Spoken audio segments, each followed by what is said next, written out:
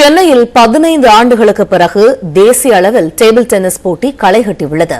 இந்தியாவின் அடுத்த தலைமுறை வீரர்களை அடையாளப்படுத்தும் தேசிய ஜூனியர் டேபிள் டென்னிஸ் போட்டி தொடர் குறித்து விரிவாக விவரிக்கிறது இந்த செய்தி தொகுப்பு. இந்த தொகுப்புடன் 7 மணி செய்திகள் நிறைவு பெறுகின்றன. மேலும் பல்வேறு அண்மை செய்திகளுக்கு தொடர்ந்து இணைந்திருங்கள். இது நியூஸ் 18 தமிழ்நாடு. சென்னை நேரு உள் விளையாட்டு அரங்கில் 84வது தேசிய ஜூனியர் டேபிள் டென்னிஸ் போட்டி நேற்று தொடங்கியது.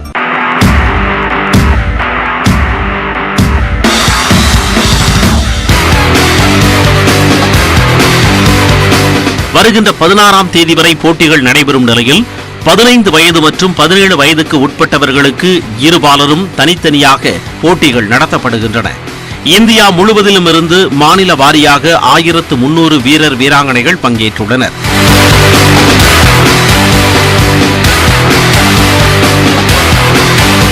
போட்டியின் தொடக்கத்தில் தமிழர்களின் பாரம்பரியத்தை வெளிப்படுத்தும் வகையில் பறையிசை, கரகாட்டம், ஒயிலாட்டம் இடம்பெற்றது.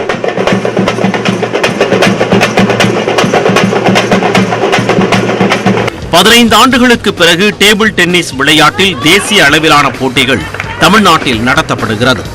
இந்த போட்டியை விளையாட்டுத்துறை அமைச்சர் உதயநிதி ஸ்டாலின் டேபிள் டென்னிஸ் விளையாடி தொடங்கி வைத்தார்.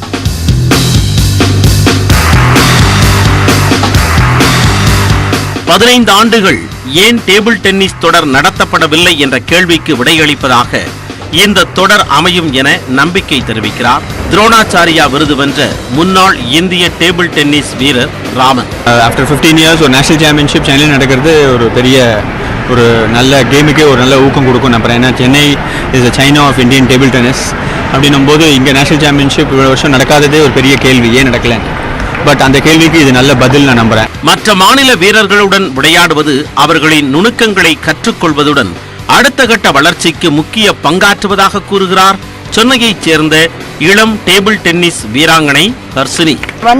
ஹோம் கிரவுண்ட் சென்னையில் 15 இயர்ஸ்க்கு அப்புறம் நடக்கிறனால நல்ல எக்ஸ்பீரியன்ஸ் கெயின் பண்ண முடியும். நிறைய ஸ்டேட்ஸ்லேருந்து வராங்க, வேறு ஸ்டைல் ஆஃப் கேம் இருக்கும். ஸோ எல்லாம் ப்ராக்டிஸ் பண்ணிட்டு வராங்க. அதுவும் எவ்ரி வருஷம் மாறிக்கிட்டே இருக்கும். ஸோ நல்ல எக்ஸ்பீரியன்ஸ். இந்தியாவில் டேபிள் டென்னிஸ் என்றாலே தமிழ்நாடு என்று சொல்லும் அளவிற்கு அதிகமான வீரர்களை ஒலிம்பிக் களத்தில் தமிழ்நாடு அனுப்பியுள்ளது.